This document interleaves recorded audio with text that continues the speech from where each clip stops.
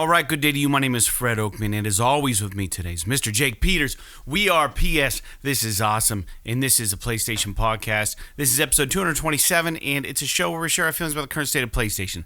And before we get on the show, I want to invite you all to subscribe to our channel on YouTube, youtube.com/PS This is awesome. Visit us on Twitter at PS This is awesome. If you want to make fun of our trophy, listen to the PlayStation Network. You can find me at Anchorless_81 and Mr. Jake Peters at JakeSaw01. You can write the show at psthisisawesome@gmail.com. We like to hear from you. And most importantly, don't forget to share the show with your friends. Make sure you leave comments and rate our podcast as you see fit.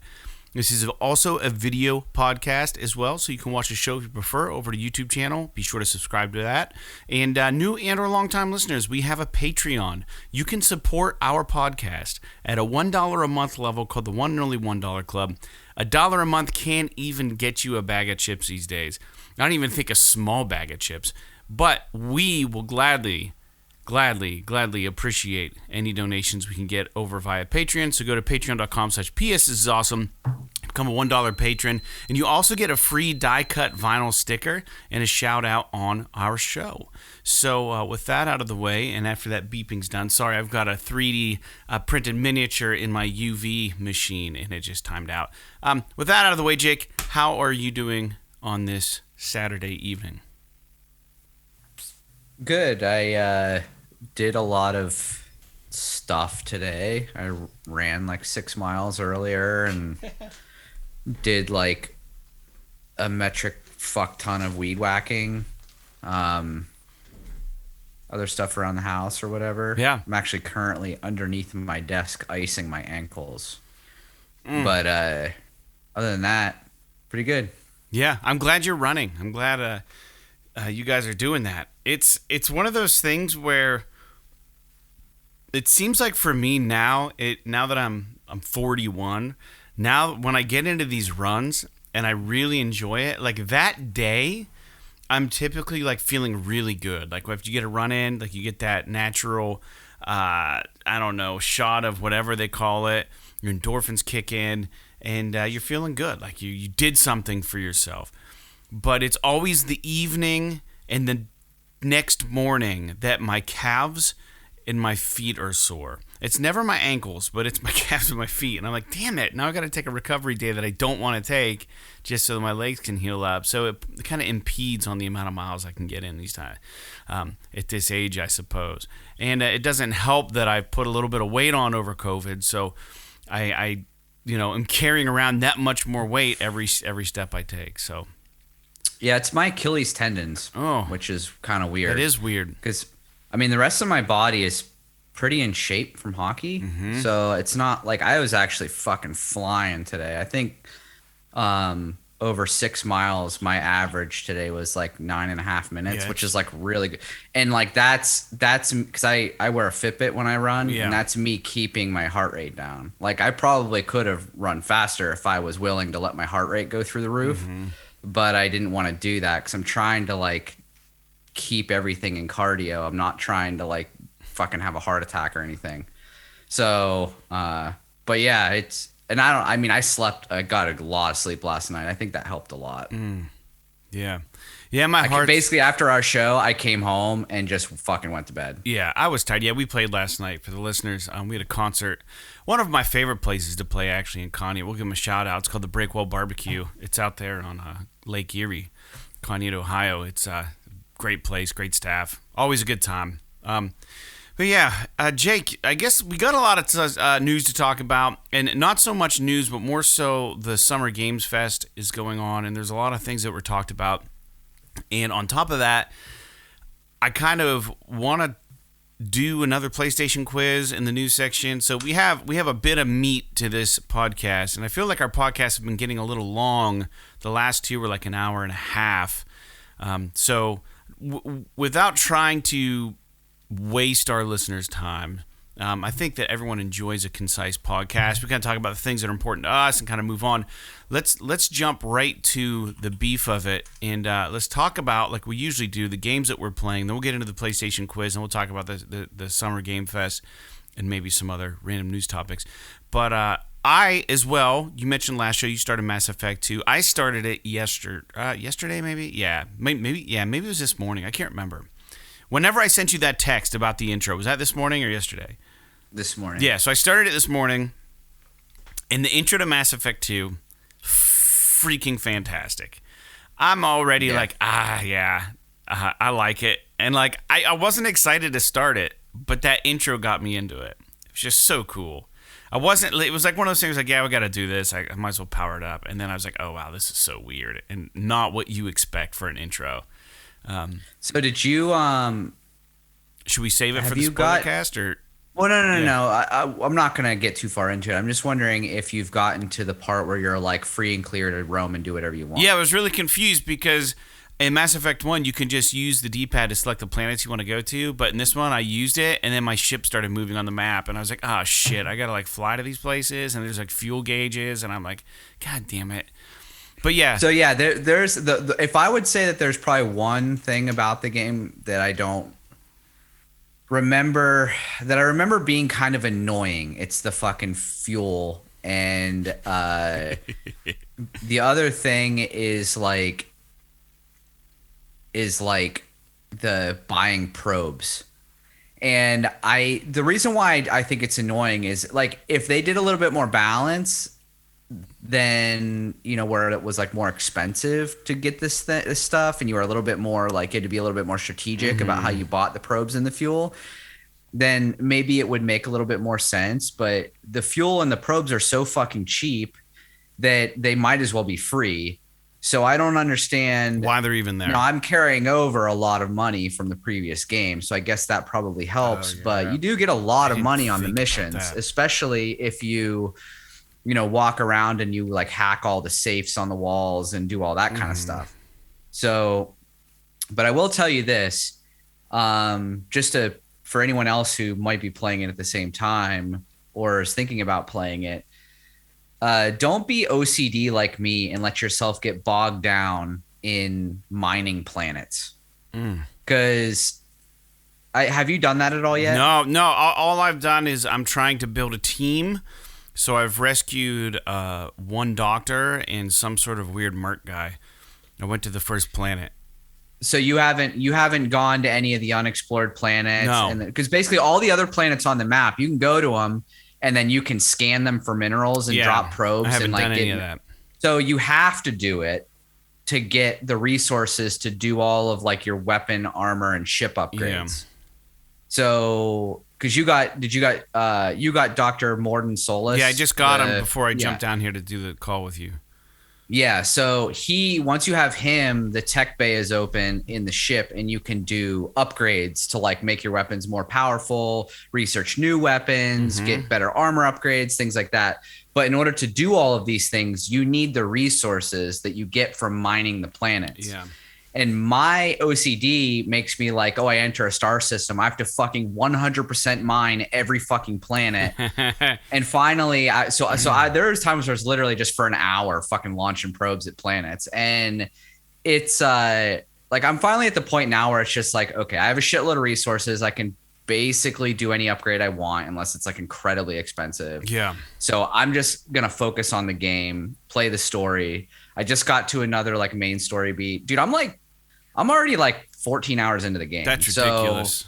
So I'm like, I'm not playing it a lot, but I am kind of burning through it. I have the merc guy with the weird eye. I just got him, and then you get him. Don't you get him when you land? If you talk to him, I think you can probably miss him. Yeah, I talked to him. Yeah, so the one thing that is cool about Mass Effect 2 is that I don't know if you noticed when you get off the ship and it asks you to pick your party, there are a lot more characters you get in this one than there are in the first game. And some of them are, more major than others, but it's cool that they give you more options. And a lot of the characters that you have options to get, like it gives you a little bit more ability to customize the types of abilities you want to have within your squad between the three of you. And so I played a soldier class in the first game. I'm just continuing on with that. So like I'm still the soldier class. I'm still kind of just doing like the run and gun and letting my teammates do all of the special abilities. But the one thing I will tell you, and if you didn't know this already, but every single one of those characters is going to ask you at some point to do a specific mission. Yeah. And it's important that you do them. I'm just saying that just so you don't get to the end of the game and you're just like, oh, fuck, I should have done these things. Yeah. So I'm just giving you the heads up. Before you get too far in the story, you want to make sure that you're doing some of these side quests that are I plan on doing for a each lot of character. it. Yeah, I'm enjoying it. So Yeah. it's good advice. So Good advice. so is that the first side character you've gotten since you broke free from yeah. Cerberus? It's a pain in the ass to get to him. There was a lot of gun battles, so we don't need to talk about Mass Effect 2 too much right now. There's a lot more combat in this one. But anyway, we can continue on. The reason why I even started talking about it is because that's all I've been playing too. So it's a good game. Yeah, I'm gonna be playing more this week because I'm gonna be out of town for work, and I have a tendency to take my Xbox, not my PlayStation, because I don't really care if I destroy my Xbox, but I don't want to damage my PS5. So I'll probably play I'll probably have some wacky game on my list next week. Fair enough. But yeah, this is the Legendary stoked about Edition. Mass This is, Effect I think it's what they're calling it. I don't remember what they call it, but Jake and I have already done a spoiler cast on Mass Effect 1, the remake, and we had planned on doing the first 3 games, rather. So we're going to play the second one through, and then we also got to squeeze in Nickelodeon Brawl or whatever the hell that game was for the PlayStation Plus this month. But other games, dude, that I've been playing, I beat House of Ashes, the Dark Pictures Anthology House of Ashes. It's my favorite one so far. I've played them all 3. I've played all 3 of them. I did have some deaths in my group, and I think one was kind of cheap. Missed a quick time event, and they died. And then, it's one thing about those games that I feel like is... some of them, if you miss a quick time event, then they throw another... Then you get a second chance. You miss one, then you get put in like a defensive position. Something's attacking you, and it gives you one more shot. And if you can nail it, you can like do a reversal and like save your character. But I feel like the one that I missed, there was no redemption opportunity. It was just like it was a one-off. Boom, press circle real fast. If you don't do it, or if you hit the wrong button, I think I hit triangle in a panic, and then my guy died. So, anyways, that happened, and that game's good. That game's good. And speaking of Supermassive, they released The Quarry. The Quarry's out. The Quarry is getting as good, if not better, reviews than Until Dawn got. And people are saying it's a really, really fun game, really good game. So, like all their games, like that's exciting. Yeah, not without quirks, little things here and there. But Supermassive is really good at constructing these kinds of experiences and these games that are really fun. And I think they nailed, from what I can tell, and I haven't played The Quarry yet, I haven't bought it yet, but I am going to get it, is that they've nailed the campy slasher vibe really well on this, where it's not so campy that the whole thing's a comedy, but it's also not scary at the same time, and it's not so scary that it's all horror intense.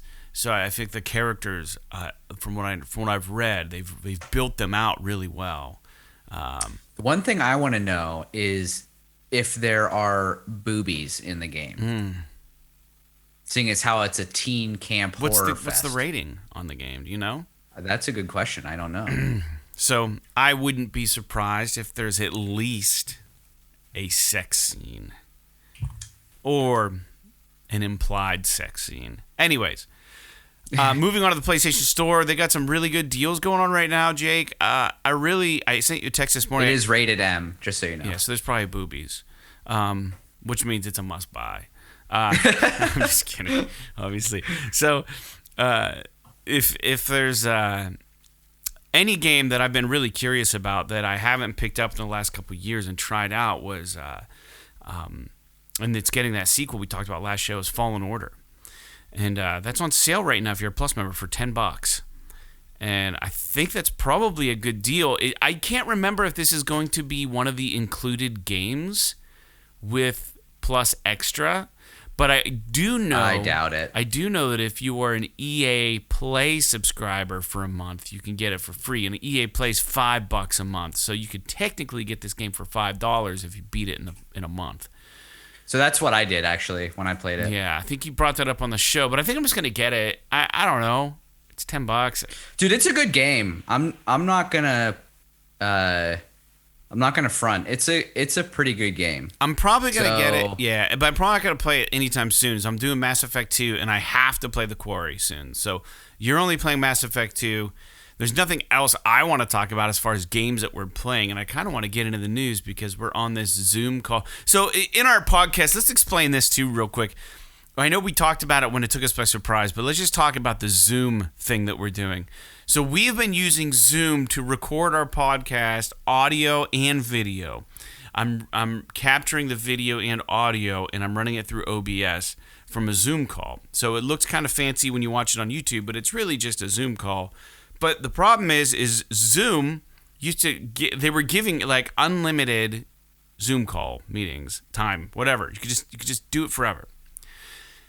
They're limiting it to 40 minutes now, so we have to have these breaks now in our podcast, and I don't know what the fuck to say. Like, okay, let's listen to the ad, and then like, okay, Jake, I guess I'll call you back in a little bit, and like, hold on, our call's going to expire. So that's what we're talking about. We don't have a way to do the podcast free for us, and we don't have the funds to throw into it. Now, granted, we have some patrons, we do. And we've gotten some money from you guys, and we appreciate it. This isn't a plea for money. I'm just saying, if you are wondering why we're saying I'll call you back, that's exactly what's going on. Is the Zoom call, the timer's expiring, and we're doing this very like Wayne's World. You know, we're like Wayne and Garth in a basement, like trying to make something look professional. So, anyways, that's what we've got going on here. So, I don't know how much time we have left on this call. We'll have to do another call here shortly, but before we do that, Jake, let's do some news. I want to do the PlayStation Knowledge check from Push Square. We have yet to get 100%, and I'm also playing Grand Theft Auto 5 still. I'm really building up my money. So, again, I'm not going to beg you guys, but come join my crew. All right, Jake, this is on Push Square, and they do these knowledge checks. If you're a listener to the show, you know that we like to do these. We like to see how many we can get right. Typically, I think we have a pretty good showing. Sometimes we just get decimated. But let's go through these 15 questions real quick to prove to the audience how much we know or don't know about PlayStation. Question number 1 of 15. At what 2011 event did The Last of Us get its debut trailer? Was it Gamescom, E3, PlayStation Showcase, or the Video Game Awards? It's I think it's the Video Game Awards. Let's do it. Good job, Jake. Correct. I had no idea. All right. Yeah, because I think the next trailer was the one at E3 where Bruce Straley fucking dropped the controller on the stage. Oh, right. That was funny. Yeah, instead of the mic drop, we had the DualShock 4 drop. DualShock 3. DualShock 3, actually. Yeah, you're right. Would have been the PS3. Hey, which developer created Dead Space? Visceral? Visceral, yeah. Respawn, Bungie, or Splash? It's Visceral. Good job, Jake. Who is this Trails of Cold Steel character that's pictured? The character has a big red belt, like a flowing kind of jacket, and a sword, and looks like dark midnight blue hair. Is it Crow Armbrust, Gaius Warzel, Lloyd Bannings, or Reen Schwarzer? It's one of the first two. It has to be either Gaius Warzel or Crow Armbrust. Those sound like RPG characters. I'm going to say Crow Armbrust. Yeah, I like Crow Armbrust. No, it's Reen Schwarzer. Come on. Well then. Crow Armbrust sounds so much cooler. All right, we're going to be so bad at this if they're going to keep throwing these at us. Which of these is not a real Final Fantasy spinoff? Final Fantasy Crystal Breakers, Final Fantasy Type 0, Dissidia Final Fantasy NT, and Stranger of Paradise Final Fantasy Origin. I think it's Crystal Breakers. You think so? I'm pretty sure. I think it's Dissidia.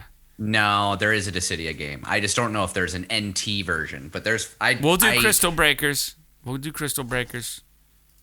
Correct. Good job, Jacob. All right, now this one's right up my alley. In PS1 title Kula World, Known as rollaway in North America, what kind of ball do you play as? A football, a basketball, a beach ball, or a golf ball? 100% Cooler World. Huh? Cooler World. Yeah, dude, it's a beach ball for sure. Oh, okay. Boom. I actually didn't know that, but Kula sounds like it's Hawaiian. And what else are you going to play in Hawaii? Beach volleyball. How many different vehicles are there in PS2 Classic Grand Theft Auto San Andreas? Oh, God. 212, 240, 95, or 151. I'm going 151. Talking about the only Grand Theft Auto game that I didn't play. Well, I counted every single one of them. There's 151. Okay. Nope, there's 212. Man, what a stupid question. That's like, who knows that? Come on. Yeah. You'd have to have some fucking deep trivia knowledge to know that kind of a question. Ridiculous. Which of these games was part of the very first PS Plus update in Europe and North America? Was it Fat Princess, Pixel Junk Monsters, Wipeout HD, or Echo Chrome? I want to say Pixel Junk Monsters. It's either Pixel Junk or Echo Chrome. I would be comfortable with you picking Pixel Junk. I think it's Echo Chrome because I remember having this game. I know both of those games. All four of those games were early PS Plus games. I'm going, but this dude. Echo but he's Chrome. Talking about, yeah. I don't know, man. What do you think it is? I have no fucking clue. I'm going Echo Chrome. Wipeout HD? Are you fucking kidding me? Never would have guessed that one, man. We're losing. What average Metacritic score does Dark Souls on PS3 have? An 89, 85, 94, 92. Average means it's in the 80s, right? I would say 89. Yeah, I'm gonna go 89. Yeah, dude, good job. And what year did Rage 2 release on PS4? 2017, 18, 2020, or 2019? I think it's 2020. No, it's before that. 2019 is probably right. 2019, nailed it. All right, good job, Jake. 10 of 15. Which of these is not a playable ship in PS4 arcade shooter Resogun? Jake, you gotta know this. Phobos, Pegasi, Nemesis, or Ferox. What is it? Pegasi or Pegasi, or however you pronounce that. Yeah, because it's not real. We found you. All right, good deal. 11 of 15. Herman Hulst. I fucked that game up. Yeah, just Jake's wheelhouse. That's his glory days right there. Herman Hulst, head of PlayStation Studios, is the co-founder of which Sony-owned developer? Sony Santa Monica Studio, Sucker Punch, Guerrilla Games, or Naughty Dog? It's not Naughty Dog. It's not... I don't think it's Sucker Punch. It's Guerrilla, but I love that fucking photo that they have of him on there. So good. I'm glad you knew the answer to that because I actually didn't know that. Yeah, it's funny. The picture, I don't know. I'm not going to describe it. It's ridiculous. It's like a close up of his face doing like an O face, but like an excited O face, yeah. not like a sexy O face. So ridiculous. Which of these PS1 games never got a sequel as of 2022? Alundra, Breath of Fire 3, Vagrant Story, or Busted Groove? I guarantee Busted Groove got a sequel. Good boy, Bubba. Do you want up? You want me to pick you up? Come on. Ready? One. Come here. 1, 2, 3. I do not know. Boy. I don't know the answer. I'm going to say Breath of Fire 3, man. No, there's a Breath of Fire 4. Yeah, you're right. There is. It's Vagrant It's Story. one of the. It's either. Okay. I lost. I picked it. I jumped the gun. I don't know. I didn't like that question.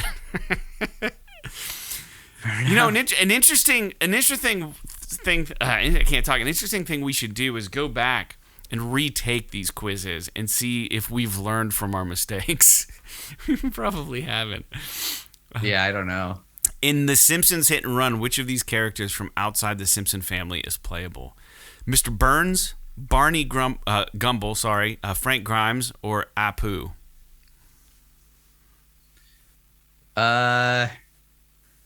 It's got to be either Mr. Burns. It's got to be Mr. Burns, right? I mean, maybe it's. I didn't play this. I would think it'd be Apu because isn't he a taxi driver? No, he's the owner. He runs a 7-Eleven. Who's the guy? Oh, that's right. That's the stereotype they use because he's supposed to be an Indian character, right? And he's a 7-Eleven guy. Yeah. Not that he's a driver. And Barney Gumble's the cop. Yeah, with the name Barney, like Barney Fife, Barney Gumble, and then Frank. I don't know who Frank Grimes is. He's the only one I forget. But it can't be. But well, isn't Barney's the drunk, right? No, Barney's the drunk. Oh, is Frank Grimes is the cop, I think. I haven't watched The Simpsons in forever. Right now, the listeners are just so angry with us. Yeah, Barney is the drunk. Sorry, I'm so Googling. Probably Frank, because you could probably drive a cop car. No, Frank is not the cop. I just Googled it. Frank is. There's nothing on the lines right now. On the line. Frank Grimes is like another employee that works with Homer. Just go Mr. Burns. Let's just do Mr. Burns. You go with that? Sure. It's a poo. My first guess, even though for the wrong reason. All right, Jake, you know this one. In Marvel's Guardians of the Galaxy, what kind of energy is being siphoned from throughout the galaxy? Is it faith, spirit, dark, or elemental? It's faith energy, Fred. And I'll reiterate, this game is fucking dope. Everybody should play it. Yeah, I probably never play it. It's too bad. What is the maximum number of USB ports ever found on a PS3 model? What? 6? No way, dude. 4 probably. Okay, yeah. I can believe that. 4. Yep. We got 10 out of 15. It says, not bad. We know our PlayStation. Not our best showing, Jake. Usually they say we should work for Push Square. We essentially do, for as much as we talk about their freaking their website. All right, moving forward, Jake. Well, they need to stop asking us these fucking deep cuts, man. Yeah. Like who the hell knows how many cars are in Grand Theft Auto San Andreas? Yeah. Nobody knows that. Yeah, we should have known the one with The Simpsons and the Ecochrome one we got wrong. We should have known that one. But the Final Fantasy spinoff, we did get that one. Trails of Cold Steel, that's kind of a deep cut too. Unless it's like the main character. But then you would have had to have played that game to know it. But that's fair for any of the questions, I guess. All right, hey. Summer Game Fest, Jake. It's a thing. A lot of shite is being going on right now with this. So I went through... There's way more than what I'm going to bring up on the show. So in the podcast notes, I prefaced it with, if there's anything specific you want to talk about that you've seen or whatever, feel free. But I want to talk about some of the stuff here. And one of the big ones, Sony related, Naughty Dog related specifically, was that The Last of Us PS5 remake got a trailer reveal. Now, this is the original Last of Us. They've remade the game. And I thought it was kind of uncharacteristic for Naughty Dog to do it at Summer Games Fest, but I guess to be fair, we've all played this game, so I guess Sony didn't need to do it in a state of play or whatever, but I've got a few things to say about it. I don't see the reason to have a remake of this game. For as much as I love The Last of Us, I don't get why they put all this time into it. It probably because of the HBO series, and my only thought process would be is they're probably working on a third Last of Us. I know we're getting that factions thing, which we're going to talk about in a little bit, but it's just a really bizarre thing. Like if you look at the comparison screenshots, it's not like, holy shit, that looks so much better. It's just like, okay, yeah, like, I don't like the way that Joel looks in the remake, to be honest. It looks a little weird. And I'm not against this because I think that they're going to implement the new gameplay mechanics, like the dodge feature, where you can dodge and juke. That's going to be in the first Last of Us now. The crafting, the button controls, a lot of that stuff, I believe, is getting thrown into the original Last of Us. So they're overhauling, they're putting haptics in, and the 3D audio. I think that's fantastic. But I just don't believe that this was the best use of Naughty Dog's time. I just don't. I'm excited about it. I think it's fine. I'm not going to pay $70 for it, though. Hell no. No. And then, down the road, this thing's going to drop to $20 down the road. So I'm not going to buy this for $70. I have the PS3 version. I have the PS4 version. and I think, well, the remastered version, that they've already done a remaster of it. This is essentially like a remake, I guess, for the PS1. Unless there's additional story and unless there's additional shit, which it doesn't seem like they did anything like that, there's really no need. And then what did they do? Left Behind also, or no? Yeah, they did. Okay, because I didn't pick up on that. So that's in the trailer. What do you think, Jake, about this? I mean, what was your impression? Are you excited for it? I mean, it definitely does look better, but the game on PS4 It looks so fucking good anyway. looks pretty good. I mean, if you look at side-by-side screenshots of the character models between the PS5 and the PS4 version, the PS5 version does look quite a bit better. But it's not like but because all the animations are the same and all they did was like update the character models and probably some of the other, lighting effects and things like that. Textures. It's still gonna it's still gonna feel very much like the original Last of Us game. So I don't. At least that's my assumption. So to me, I would have to say, personally, I feel like the whole. This is gonna sound really stupid, probably to some people, but I almost feel like the whole reason they did this was so that they could rename the game The Last of Us Part 1. I mean, because that's really what they did. Funny. Like that's what they did. I didn't even pick up on that. You're right. Yeah, because when they remastered it, they called it instead of calling it like The Last of Us Remake, they called it The Last of Us Part 1. So I think that they probably added some of the quality of life features from Part 2 into the game. They updated the character models to make them look a little bit better. Some of the lighting they probably pulled from the new version, the new game. And then, it allowed them to just call it fucking The Last of Us Part 1. And they rolled in the Left Behind stuff, but that was already part of the PS4 remaster. So it's not like you're really getting anything there. But I don't know. I mean, to me, it's unless there's something about this that I don't know about, it's asinine that they're asking $70 for this. To me, it's like, okay, you want to charge, I'll even give you $50. $40 or $50, I'm okay with that. But I haven't seen anything about this that leads me to believe that it's worth me as a current owner of The Last of Us 2 times over. $69.99. Why should I pay $70 for this?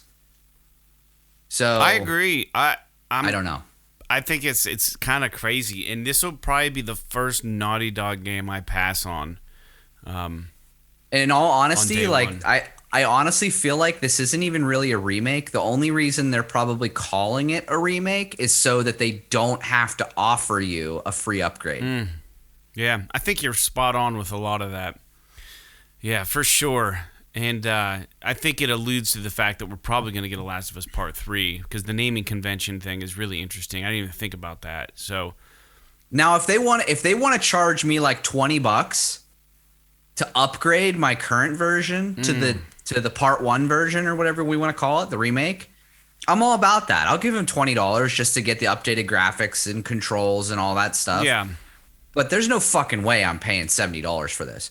If that's the case, I will never play this. And I don't know. I don't know. I guess I don't know that I'm really sorry about that. I'm pretty certain I saw a 70, like PS5 version, $69.99. I think I saw that too, because I think the Firefly version, which is the special edition, is $100. Yeah, that's just insane. Now the only thing that I haven't seen, and maybe some people might see this and correct us immediately, but if there is an upgrade path for the people that own the original version of the or game. Both versions that they've already put out. Yeah, I mean, Jesus. Anyways, yeah, I love the game. We're advocates of the game. We're advocates of the franchise, the IP. I just think it's so ridiculous because, like, the internet was just on fire. Oh, everyone's like, oh, we can play Joel again. Oh, can't wait to, buy this day one. This looks so amazing. People were just going nuts about it. And I was just like, why? Like, for as much as I love this game, I think part of it too is people maybe are still a little bit butthurt about the story of The Last of Us forget Part about 2. Whatever. You know what I mean? So you don't need a new game. You know, jeez. Yeah, I don't know. It's to me, it's I think it's a misstep. It's cool. I mean, it's cool if they can get their money, then fucking good on them. Yeah. But they're not going to get it from me unless they give me some sort of a cheaper upgrade path option. Yeah, I just think it's like I said, I already purchased the game twice over. I'm not fucking buying it again for $70 because I'm reading an article right now that does say it's $70. Yeah, I just think it's a huge misstep. Now the big thing I will say is that it is coming for PC as well. So this is a big deal for PC players. Oh yeah, for sure. But and maybe they're just saying it's $70 because they have to, it's never been released on PC before, and it's they're just putting out a price out there or whatever. Yeah. But maybe they'll come out in a little while before the game launches and they'll give us a little bit of an idea if there's an upgrade path. And if that's the case, then that's cool. But anyway, I guess that's all I got to say about that. Yeah, it's interesting. I don't know, dude. So I gotta call you back. So why don't the listeners tune into this trailer of ours? What we should start doing is just putting music in or something. But no, we're gonna put on a trailer for a show and talk about the podcast a little bit, and then we'll be back here in a few to talk a little bit more about Naughty Dog and what they talked about on the Summer Game Fest. All right, we'll be right back. Welcome to the PS This Is Awesome Patreon page. For those of you that don't know, my name is Fred Oakman. And I'm Jake Peters. And we're a PlayStation podcast currently in our 10th year. Our first episode aired in July of 2012, where we discussed and speculated on the arrival of the PS4. Over the years, we've used this podcast to take a break from adulting, share our love of video games, and in particular, PlayStation. The audio podcast is available on all major streaming services, and we have recently made the leap to uploading video content and video podcasting to our YouTube channel, as well as the very occasional Twitter post or live stream. Over the years, we have covered everything from PS3 to PS Vita through the launches of PS4, PSVR, and now PS5. As our audience has grown over the years, we have decided to start this Patreon with the hopes of creating a medium in which we can give you the opportunity to help support our show. And as a test bed, we're starting with a single tier. It's called the one and only $1 Club. So with your support at the $1 level, we're going to mail you a premium vinyl cut sticker and give you a shout out on the podcast. But at this time, unfortunately, we can only ship to the US and Canada. But this is subject to change depending on your interest. So whether you're new to the show or you're a frequent flyer, we are forever thankful for your support and hope you can find it in your little gaming heart to join us in the one and only $1 Club. Until next time, like PlayStation, podcasting, and Patreon, PS, this is all right, awesome. And we are back to talk more about Naughty Dog and what they had shown us at the Summer Game Fest. Jake, the next thing was there was a little bit of a tease for The Last of Us multiplayer. We know that Naughty Dog's been working hard at a new, what we've been calling factions, and what they showed us was a piece of artwork. That's it. Some artwork. One little piece of art. Neil Druckmann actually made an appearance at the Summer Game Fest, but he didn't really have much to offer outside of the fact that we're going to hear more about factions in 2023. Not that we would get to play it, just that we're going to know more about it in 2023. He made it very clear that this is a huge project they're undertaking and probably the largest project they've done.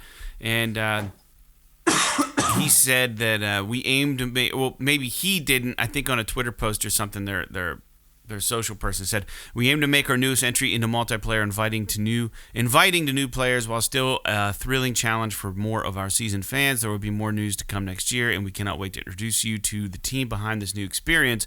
We're thrilled to share a piece of concept art from our upcoming multiplayer experience, which is an extremely ambitious undertaking. We're growing our studio significantly to ensure we build this full-scale standalone game with its massive scope and immense world in a way that fans have come to expect from The Last of Us and Naughty Dog. So it's exciting, but I mean, if it's not even they're not going to say anything else till 2023. I mean, geez, We're just halfway through 2022. I don't know. I'm excited to see what they're cooking up, to be honest. I'm real excited about it, but I'm just kind of like, this is obviously one of the big games as a service games that Sony is going to be rolling out, that they're planning on doing, and it's with their first party studio, Naughty Dog. And if it's awesome, then it's going to be freaking awesome, and if it falls short, it's going to fall short. They're taking a big gamble. They've never. I don't think that Naughty Dog is really. I enjoyed the Uncharted online stuff. It was fine, but it lost its appeal pretty quick. And then Factions was a home run. They had lightning in a bottle with that.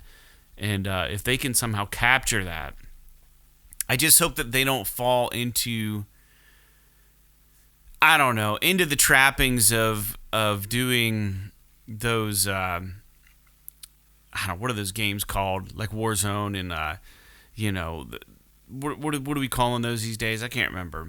Where the circle gets. Are you talking about Battle Royale? Yes. If they fall into the trappings of a routine Battle Royale. Who knows? Who knows what they're going to do? It'd be easy to implement probably if you just had like zombie hordes coming inward and pushing people into certain areas. And then I think what might be interesting is having zombies and human players at the same time on a map. I'm assuming it's going to be more of a PvE thing than a PvP thing. There might be PvP modes in this, like maybe there is a Battle Royale mode. Based on the things that they're saying, I get the opinion that this is probably going to be more of like a shared world experience, not just a straight up multiplayer mode. Yeah. So, Battle Royale is just a PvP multiplayer mode. I'm not saying that there won't, maybe there's going to be like to me, if you wanted to do like what game would be awesome for Battle Royale would be something like Days Gone, where like the ring coming in is just fucking hordes of zombies coming in at you. Yeah, 100%. That's what that would be dope as shit. And I haven't even played that game, but that just sounds like an awesome concept. Seeing like scaling buildings and coming towards you and stuff. Yeah. Yeah. Like it slowly gets more and more difficult. Like and you're outside of the circle, like cause zombies or whatever. Get more and more of them to fight through. Yeah, it'd be so awesome. I will say though, regarding the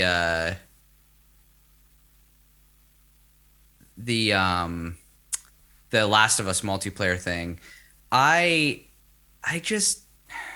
don't know. I'm kind of glad that they came out and they were like, listen, you're not going to hear about it for a while. So at least now they've acknowledged that they're working on it, and then it's going to be next year before we're just going to shelf talk about it for now. Yeah. So now we can just like stop even, speculating as far as what this game is and when it's coming out. We can just be like, okay, let's just put a pin in it until 2023. Probably, if I had to take a wild ass guess, probably like around E3 2023, we might get this game revealed for maybe fall of 23 or something like that. But it's fine. Yeah. I mean, because Naughty Dog isn't the one that incited all this fervor around this. It was the games media that really created this whole like, when is Factions coming out? When is Factions coming out? Blah, blah, blah, blah, blah. All this, I mean, I could be wrong about this, but all I remember Naughty Dog ever saying was when somebody asked them if there was going to be a Factions mode in The Last of Us Part 2, they said that they were thinking about doing it, but they removed it because their idea for multiplayer was way bigger than what they could fit in The Last of Us Part 2. Mm-hmm. And that was literally the only thing I ever remember them actually saying until this statement right here. I mean, maybe they've said things here and there since then, but I don't know. I mean, at least as far as I've heard. Yeah, one of the things that's really interesting about it is you have to realize that they're not a multiplayer developer. Like they don't make games like exclusively online. So, I would expect the development cycle to be longer on this than it would be for like a regular first-person game. Maybe they don't have to worry about like cutscenes, or maybe they don't have to worry about as much as like story. But if it's Naughty Dog, man, I hope that they are, and I hope that they're implementing some awesome like story. And if it's going to be games like a games as service kind of situation, maybe they can get an awesome just through line, ongoing story that you can enjoy and still live in this multiplayer online world. I've yet to see it be done well. I think the Division 2 did a pretty good job with it. Division 1, but still, just the loosey-goosey of it being online makes it tricky to like really drive home narrative, and that is what Naughty Dog is really, really good at. So it's going to be curious. You know, I don't know. It's got to be. Factions was, like I said, it was lightning in a bottle for them. Like, the narrative, you didn't really need it because the world did the talking for the game, you know, and you understood what you're doing there. But with a new game that's online only, I was gonna be like, okay, here you are. You guys already know what The Last of Us is. You know this world. Just go have fun. This is what you do. Like, I would expect more from Naughty Dog than that. So I'm guessing it's going to be more like a Red Dead Online kind of thing, where it's going to be more of an organic experience. Yeah. Like, you'll have this world and you'll have objectives and things like that, but you know, your experiences are going to be a little bit more organic as far as like how you come across things. I mean, I wouldn't be surprised if they took almost like an Elden Ring approach where they just fucking tell you nothing. Yeah. And then you just like wander around the world, and you know, maybe you have a main goal where it's like, I don't know, fucking cure the plague or something. And then you know, you just have to kind of go about your way and do things. But I don't know, man.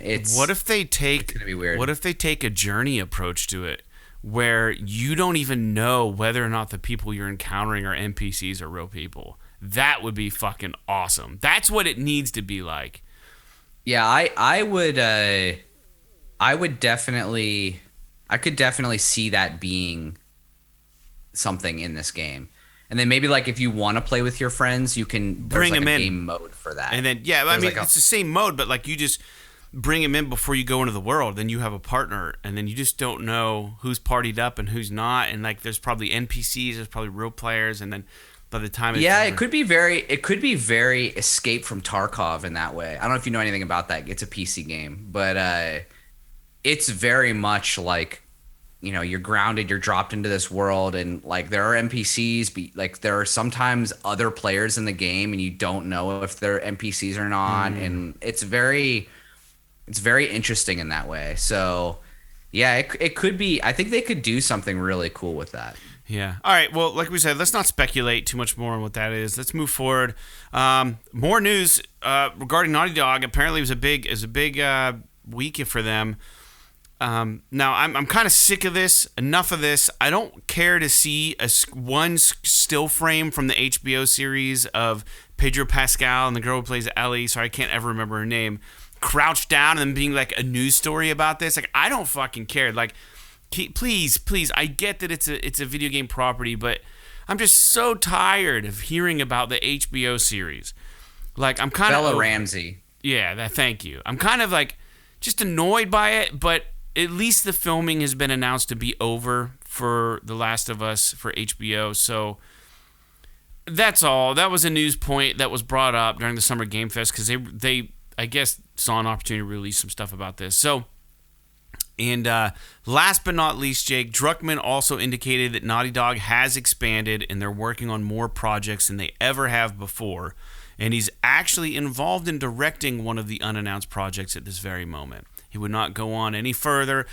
Jeff Keighley kind of caught him off guard, I think. Asked him if he was still directing video games, and Druckmann was kind of like, yeah, I'm actually working on one, but I can't talk about it, you know? And then he said something like, well, if Sony wants to leak that too, because apparently Sony leaked the Last of Us Part 1 trailer for PS5. They leaked it intentionally or something. And Druckmann was just like, well, I guess if Sony wants to leak my new project, you know, I guess that's the only way you're going to find out.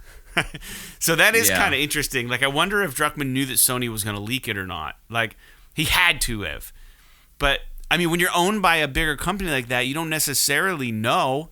You know, there could have been miscommunication. There's a chance that Sony leaked that without telling Neil and company, which is hilarious to me. But I doubt that happened.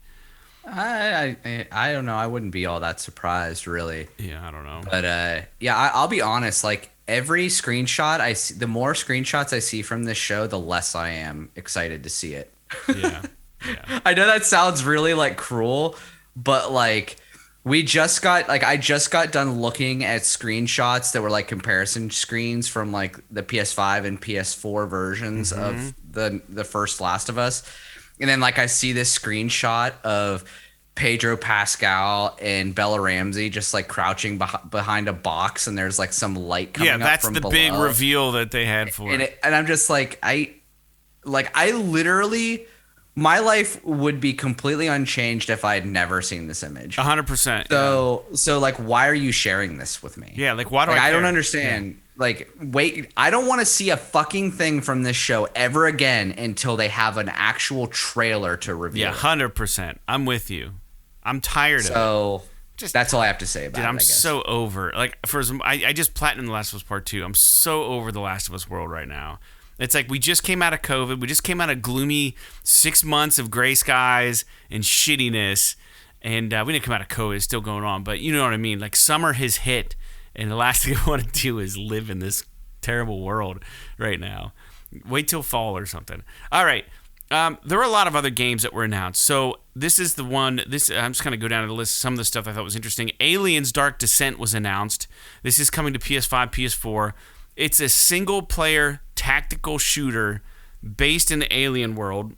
And it's anticipated for a 2023 release date. The game is being developed by Tindalos Interactive / Focus Entertainment. So it's interesting to me. It looks good. Tactical shooter. That seems interesting. It's I'm a guessing it's single- gonna be like a mini V1 or something like that. It where looks- you're like trying to find the enemy. Yeah, it the looks alien. awesome. It looks really good. Graphically and everything, it looks really cool. So that's coming out in 2023, maybe. That game looked cool. That wasn't even on my radar. Layers of Fears, plural, the third game from the IP, Bloober Team made this, is made entirely in Unreal Engine 5. That team was also responsible for the Blair Witch games. But yeah, so there's another scary game. It looks fine. I'm surprised that why they keep coming back to this series. It must be good enough that they're going to keep making them. I don't know. I haven't played any of them. The Layers of Fear. Yeah, I mean, people like Blooper Team makes those kind of A-tier horror games, and people like them enough to play them. So that's cool that they're getting another game. Yeah. I just think it's kind of nice to see. It's kind of like when we got the what was that game I borrowed off you?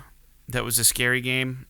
It was supposed to be scary, and they came out with the second. You're talking about The Evil Within? Yeah, it's kind of like that. But I think the Layer of Fear games are first person. But it's nice to see horror games always tend to have a less than AAA. I guess I don't know showing, right? But they're always good. They're always fun. Like I always like playing scary games. I don't know what it is. I like them. Yeah. All right. In a hilarious PR stunt, Goat Simulator is getting a sequel, but they decided to call it Goat Simulator 3, which I think is just fucking hilarious. Because there's no Goat Simulator 2. There is no Goat Simulator. They just called it Goat Simulator 3, which is the funniest thing ever. At first, and then if you look at the trailer for it, remember the Dead Island trailer where it was like a guy just jogging on like a boardwalk? It's that, and then but it's like shittier graphics, and like at the end the guy steps in goat shit. And it's like a complete jab at the Dead Island 2 trailer. The game comes to PS5 this fall. It was very, very, very hilarious. Like if you picked up on all that, you knew that there was no Goat Simulator 2, and then you knew they were riffing on the Dead Island 2 video game trailer. Dead Island 2 never got released, so I don't know what happened to that game. But it's so funny. It's like one of the coolest, funniest things I've ever seen happen. Like naming the sequel to a game like the third one, just to kind of like boost yourself a little bit. You know what I mean? Like, it's so funny to me. Like they didn't earn that. They didn't put out a second game. You can't call it the third game, but they're doing it. They're breaking all the rules over there. I love it. Street Fighter 6 keeps looking better and better to me, Jake. Guile was announced as a return character. There's really no surprise there. He's got a weird goatee, though. They're giving him facial hair. I don't like it. And I actually don't like his hair in this game. Did you see, like, Ryu has a fucking beard? I'm okay with that. Like, why are you fucking up? I'm Like, why are okay you with it. fucking? Why are you fucking with these like iconic, classic Street Fighter characters? I don't disagree. Make that like you like at least okay. If they're gonna give Guile a fucking goatee and make him look all dumb, then at least you got to have the option to have like Regular an OG skin or something. There probably is. I'm sure there is. I just, man, watching Street Fighter makes me want to play Street Fighter. And I watched the battle they showed at the Summer Game Fest, Guile and Chun-Li fighting. And what's funny is they had this narrator overdubbed, and it's like, oh, player 1, and then player 2 is going to come back. And, I think Chun-Li wins the first match, Guile wins the second, and then it's a nail biter at the end. And it was surely played that way to be narrated over. But in a brief second, it said player 1, and then player 2, it actually said CPU on it. And at the end, the narrator, I don't know if you guys caught this, but the narrator was like, oh, player 2 is going to want to save that for the history books and put it on their reel to share with their friends or some shit like that. And I'm like, that was a computer player. It wasn't even a real person playing. It drove me crazy. It wasn't exactly that verbatim, but it was the idea that like player 2 is gonna want to save that footage, But it was like that was a CPU character. That's funny. It's stupid. I mean, why would they do that? Anyways, Street Fighter 6 looks good. I get more and more excited about it. I like the Street Fighter games. I know Jake, you said you're not crazy about them, but I grew up playing those games. Street Fighter 2 and 3 were my jams. I played a shitload of Street Fighter 2 on Super Nintendo, Yeah. but I can't play them anymore. That's crazy. Yeah. The stories have gotten really good with them. They've done some cool stuff with story mode. All right, so hey, we got first gameplay video of the Callisto Protocol. We've only had trailers up until now. Summer Game Fest, we see some gameplay, and this game looks awesome. It does. And a lot of people in the chat and in the comments were like, man, this is like totally singing Dead Space to us. And everyone's like, oh yeah, I can't wait to play this thing. This thing looks so good.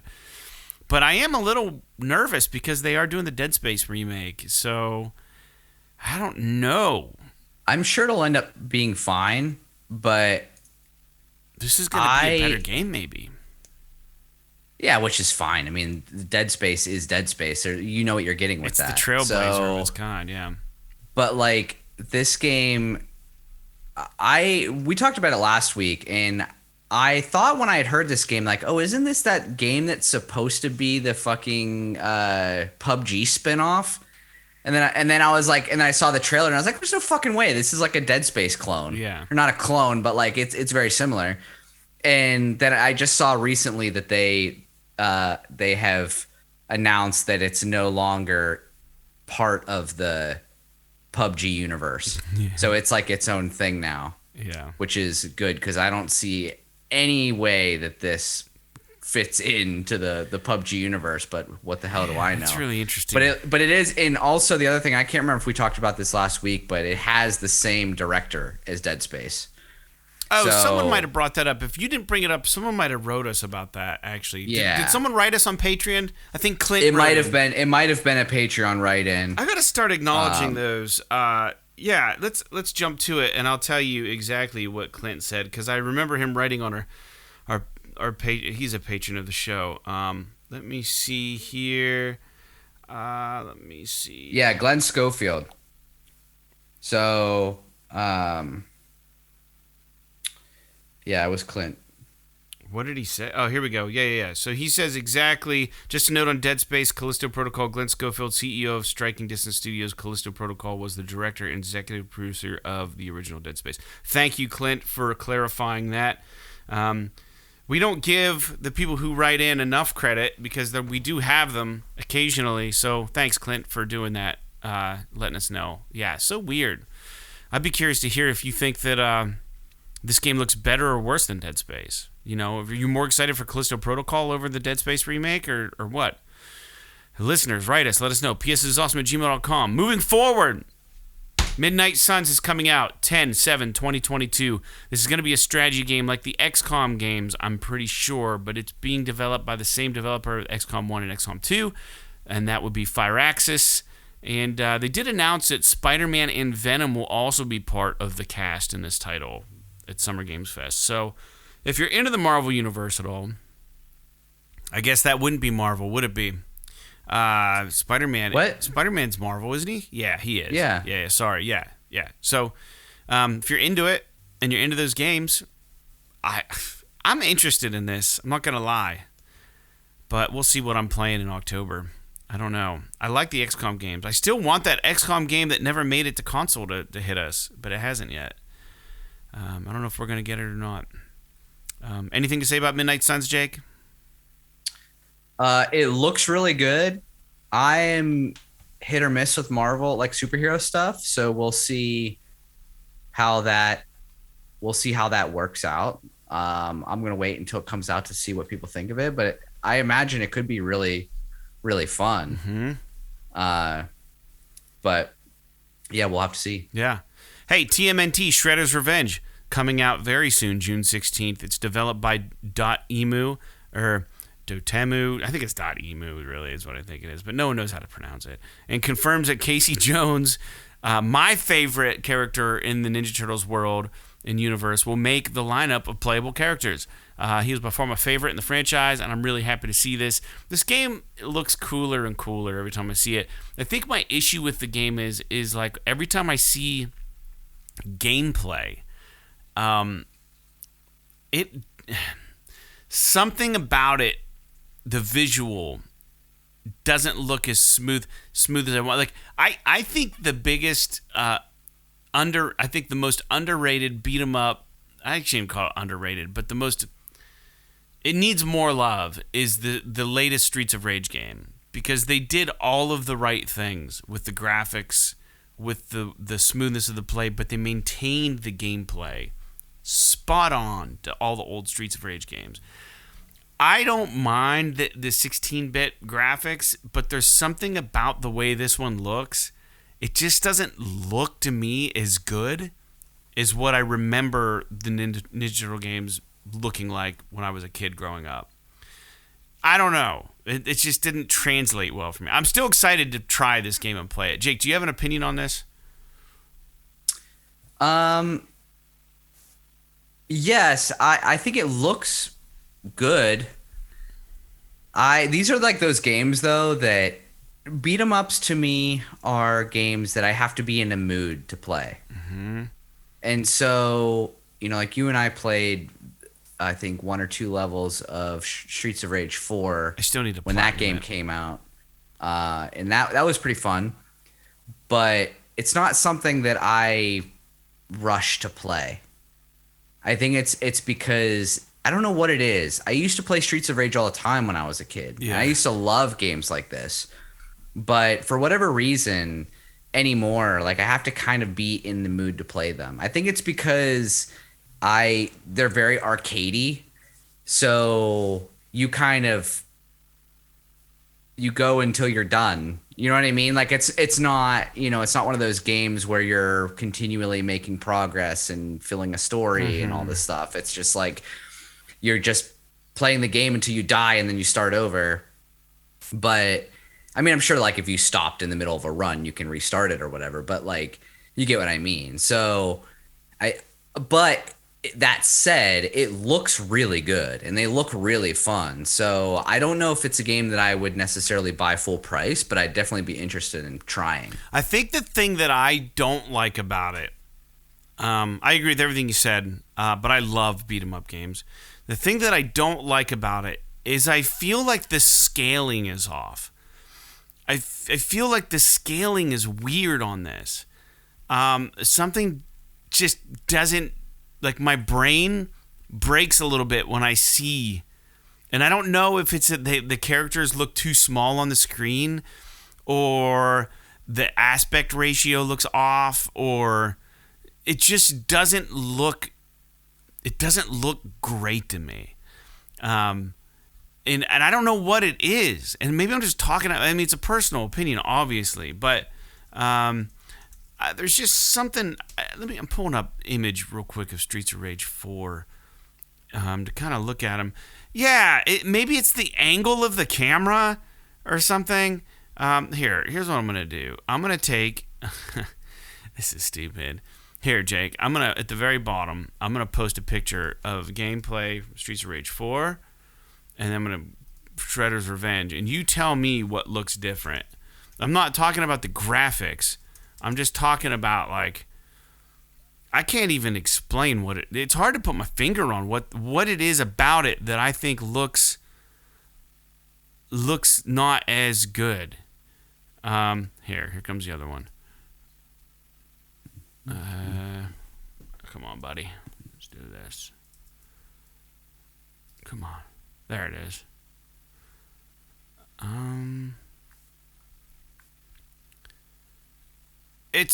It just, the characters look small or something.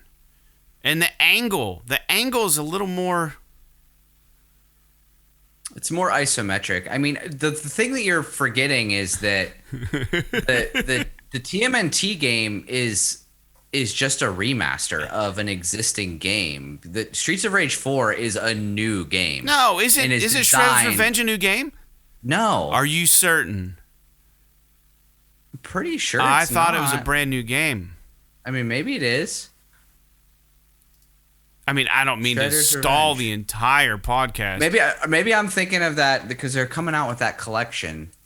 This must not be part of that. No, this is a brand new game in the series. And I can appreciate wanting to stay with. I can't. Yeah, this is a different game. Yeah. Yeah, I don't know. It's fine. I think Streets of Rage looks better just artistically, but I don't think that there's an issue with the camera or the character angles. I don't know. I think it's just that It's a preference I think it's thing. just a preference thing. Yeah. Yeah. So regardless, I don't know that I'm gonna play it like right out of the gates. But dude, did I just get rid of all of our notes? No, they're there. Thank God. I thought I got rid of them all. Hey, let's move forward, listeners. I'm so sorry about stalling, but I had a real opinion about that, and I didn't know how to express myself. I'm excited about Casey Jones, though. All right, talking about beat 'em ups. While it's not exactly a beat 'em up game, Jake, there was a trailer for a game called Midnight Fight Express, and this game looks really interesting. It's like a mix of Hotline Miami meets like something else. I guess it was developed maybe by like one person, which is incredible because it's got some real animation quality to it. Have you seen anything about this? Have you seen the trailer? Midnight Fight Express looks awesome, and I want to try it. I've only seen screenshots of it, but it looks like very, very isometric, Yeah. which is always cool. I mean, I like isometric games, but I don't know. Is it? So you said it's very. If it's Hotline Miami, where it's like Go to that. kill or be killed kind of thing. Go to the link I put at the top of the notes there. What was announced at Summer Game Fest Live. It'll take you to the Push Square article. And then scroll down to Midnight Fight Express, wherever that is. Oh, I'm watching a trailer for it. Oh, you right found now. it? Yeah. All right, then you're good. Yeah, it doesn't seem as. It doesn't seem as. I mean, obviously, it seems very violent, right? But it doesn't seem. It seems a little bit more. Accessible might not be the right word, but like a little less arcadey. Like you're actually doing something in this game. Whereas like Hotline Miami is very. You walk through the door and you have to find the right sequence. If you don't do it right, you're fucking dead. That's just the game, right? Whereas like this seems a little bit more Forgiving. more like game, like a video, like single player video game kind of game, you know? So I know it's a really terrible description, but hopefully people It understand. looks cool, though. If you haven't heard that game, go check it out. Call of Duty Modern Warfare 2, MWT2, made an appearance recently with us seeing a full mission from the campaign mode. I'm happy there's a campaign mode. I'm glad. That's my favorite part of these games. It looks fine. It looks like what I would expect. But there were times where I was like, man, like this is the current gen PS5 quality, but like the textures on the boat looked a little like they kind of cut some corners, and like there were some things where I'm just like, yeah, they could have put a little more detail. Like the characters looked fine, but some of the environment textures looked a little lacking to me. If I'm being critical, I mean, it still looked good. Did you watch that trailer at all? I've seen some of it. I don't know. I mean, it's hard for me to pick apart these games. I I think that it probably looks fine. You have to remember some of it too could be compression in the stream or the Oh yeah, I online mean it video looked or fine. Yeah, I'm whatever. just being So, nitpicky. Yeah. yeah, so I think generally like one of the things the Call of Duty games always did really well is lighting and stuff. So I think all of that still looks really good. It still looks very much like a Call of Duty game, so I'm not really super shocked at what I'm seeing. But I do remember really enjoying. I do need to get around to playing the Modern Warfare 1.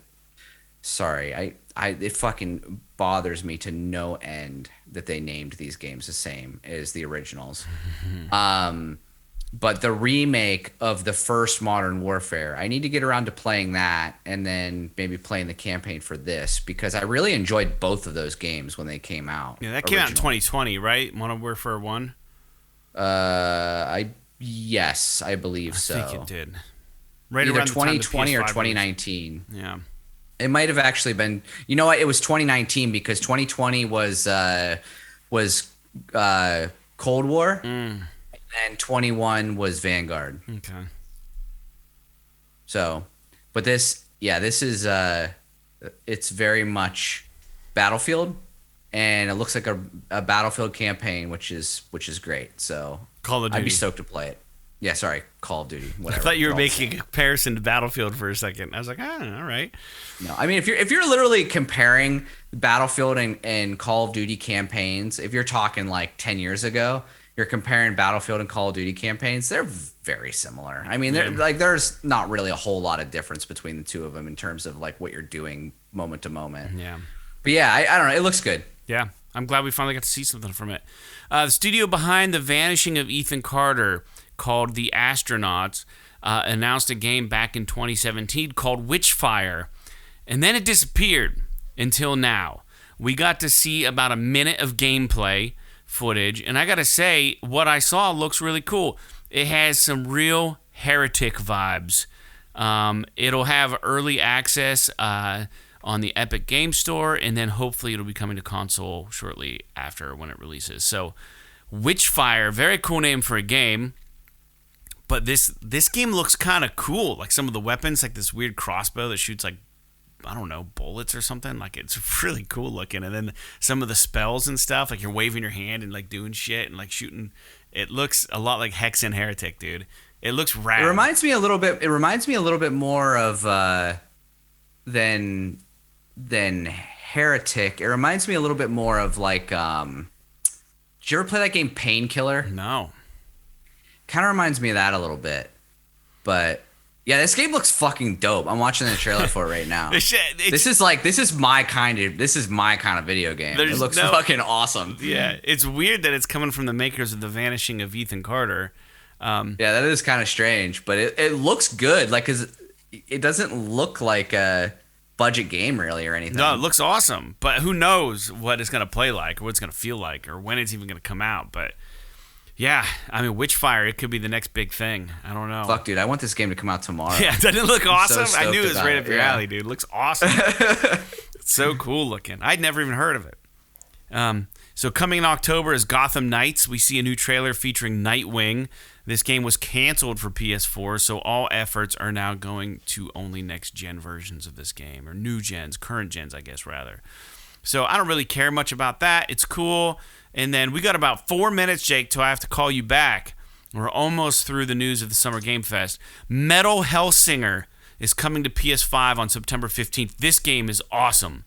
This game is a rhythmic, Doom-style first-person shooter, and you time your kills with this metal music track in the background. And like you're supposed to tie it in with the music, and then is if you can keep chaining your kills on like the tempo, it gives you boosts and boons in the game, and you get faster, more powerful. It's so fucking rad. It's developed by like one dude, I think. He came up with this idea. Now I haven't played it. If it plays the way that it's supposed to, it's probably going to be an awesome game. It's called Metal Hellsinger, which is a fantastic name. It's got music from like industry leading metal bands. Yeah. So that's pretty fucking awesome. Yeah, he got like real metal bands to use their tracks and stuff. Yeah, I don't even know what some of the bands are, actually. I remember him talking about, I read this interview or saw an interview with the guy or whatever. But anyways, it doesn't even really matter. The game looks cool if you're into that kind of thing. So we got Witchfire and Metal Hellsinger coming, which is just so cool sounding. It looks sick. I'd go to any concert if those were the band names. Anyways, PC famous game Flashback. This was a really big game back when I had a Packard Bell in the house. Is getting a sequel called Flashback 2. Now, there was a sequel to Flashback called something. I can't remember what it was called. And it came out on PS1, but it didn't do very well. So this is like supposed to be like the follow-up to the original Flashback on the computer. And it will be kind of a 2.5D game. It looks pretty cool. It looks like it's a straight up... fans of the original game probably made this game. It looks like it's right in sync with what you'd expect. I, though, would have appreciated the original Flashback getting a remake as well for console or something, so we could try that one. But anyways, this is coming to PS5 in the winter of 2022, this winter. So, a Flashback 2. Interesting. Forgot all about Flashback, but I think your main protagonist's name was Connor, if I remember right. It was a hard game, dude. It was not easy. Interesting. Yeah, cool game. But that was the Summer Game Fest stuff. So there's a rad game called. Did you see anything about this game? It's called The Last Faith. Dude, it looks fucking sick. Yeah, it's beautiful. Like this is how you do like the 8-bit, 16-bit, whatever bit graphic, bitmap art, whatever the hell you want to call it. Dude, it's got this gothic vibe that's right up my alley. It has like vibes like to me, it captures that Darkest Dungeon kind of like fucking like castle questing, gothic vampire knight, Castlevania, but done in such a good way. Like the animations look awesome. Everything looks so cool. I love this newer trend of games making like pixel art, like developers making pixel art games, but like having the animations be super fluid and complicated. Like shit that you couldn't do back in the day because you didn't have the processing power and the memory and all that and the frame rate and everything.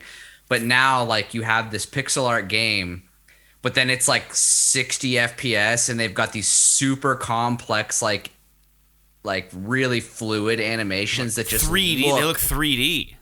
They look like moving art pieces. It's awesome. It's so cool. Yeah. Dude, this game looks really awesome. It looks so good. I hope that it's not infuriating to play. That is the problem. Yeah, I hope it's not incredibly hard. I'm sure like based on the way that the bosses looked, it looks like it's going to have some, challenge to it. You got to learn your enemies and stuff like that. I just hope it's not like impossibly hard. Yeah. Yeah, I got through Cyber Ninja. I think that's what that game was called, so I can probably get through this one. But man, whoo, buddy, The Last Faith, go look it up. It looks awesome. The music sounds really cool too. It's supposed to be releasing this year and developed by a company called PlayStack. So, anybody still interested in Forspoken? We got a brief cutscene that was really boring. I don't even know why they did this. Maybe just to put Forspoken in our ears again. It was literally the character for Forspoken talking to a librarian. And then she hands her a book and says, this is the instructions how to get to the castle or something. And then that was it. It's like, okay, fucking That's pretty lame, dude. And then last but not least that I have for the news, Jake. And I thought this was really interesting because we saw Don't Nod changed their title recently. And we had another what company changed their logo to this chat bubble? Oh, you're talking about Bandai Namco. Yeah, so we've had a Bandai Namco. Jesus. We had a lot of weird rebrandings, but Ben Studio got a new logo, and this time it actually looks pretty good.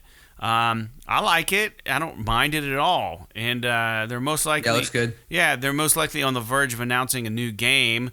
But if you go to the link, and I got this from the blog, PlayStation blog, you go to it, what's really interesting is they get into it, and they start talking about the logo is going to maintain this upside-down triangle, but they can do different things with it, like maybe. You know what I mean? Like it's their symbol now is going to be modular, and they're still going to maintain their logo at the same time, which is, I don't know, it's a really creative way to brand yourself. You know what I mean? I think it's really. Yeah. I think I like it. I like it a lot. It's really weird. They showed how they can really manipulate the way it looks and still maintain the identity of the brand. I thought that was really interesting. So yeah. Anyways, very cool thing. They talk about Bend Studio quite a bit, and then they talk about the future of Bend Studio in this PlayStation blog, and they're indicating the new Bend Studio is just the beginning of Bend Studio's future. As part of the PlayStation Studios family, they promise to continue bringing quality experiences that aim to leave an everlasting impact with you. They're excited to share just a snippet of the news on the current project, currently working on a new IP that includes multiplayer and builds upon the open world systems of Days Gone, but brings you a whole new world that we're extremely excited to craft for you. We cannot wait to reveal it to you when the time is right. So, very well, Bend. Whole new world built on this open world systems of Days Gone. So, interesting. Could this be the other?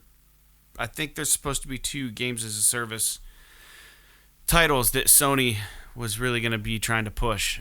Could it be Bend and Naughty Dog's new projects? I think so. Could be. I think it could be. Jake, usually we talk about new games coming out, and with all the news of Summer Game Fest, I couldn't find a list for this week anywhere. So I've got nothing. I know The Quarry just released. I don't really care. Probably nothing other than The Quarry really worth playing. If we miss something, you guys can let us know. Yeah, what are you playing this week? But couple other little tidbits just to kind of close out the show news-wise is that I don't know if you saw this, but Jason Schreier reported that he talked to apparently 3 different people familiar with the development of God of War Ragnarok, and apparently they're going to be announcing as soon as this week that the game is going to release this November. Oh, interesting. So, if you guys are interested in the new God of War game, it's possible that it could be out this year. Right before Christmas. Delayed, right? And the other thing may or may not be important, depends on Square, but Square Enix is doing a Final Fantasy VII 25th anniversary celebration stream on the 16th, which is this coming Thursday. And there's a lot of they said it's only going to be around 10 minutes long, so it's not like we're going to get a lot with it, but they did imply that there might be some details on the second part of the Final Fantasy VII Remake game. Okay. So if that's true, that's very cool. I'll be excited for that. But other than that, I'm not really sure. I still haven't played Final Fantasy VII Remake. It's awesome. So I'm pretty stoked about. I still haven't played the Renegade or Retrograde or whatever the fuck they called it, which is the Yuffie DLC. I still need to get back to that and play that, and I definitely will if the new game is coming out. But yeah, so that's this Thursday, June 16th at 3 p.m. Pacific time. I like it. 6 Eastern. Good news point. So we might have something to talk about next week. Yeah. Regarding that. Maybe. We'll see. Hopefully we do. Yeah. All right. Well, thanks, Jake, for spending Saturday evening with me and the listeners. And I'm excited to be back on track with the podcast. This will be coming out right on time. And I don't really have anything else to say. I'm going to dive back into Mass Effect 2. I'm so tempted to pick The Quarry up now. I want to buy that Star Wars game. We'll see what happens. But in the meantime, this has been episode 227. Is that what one we're on? Yeah. It is. Yes. This is awesome. 227. Let us know what you think about the graphics of the upcoming TMNT game. If you like them or if you think I'm going crazy, let us know what you are planning on playing. Are you excited about The Quarry? Are you excited about what's being shown at Summer Games Fest? Do you give a shit about the HBO Last of Us series? Do you give a shit about The Last of Us Part 1 coming to PS5? Do you think it's just a cash grab? I want to hear from you guys. What do you guys think? If you're a patron, go ahead and just comment on the show episode when I post it over there.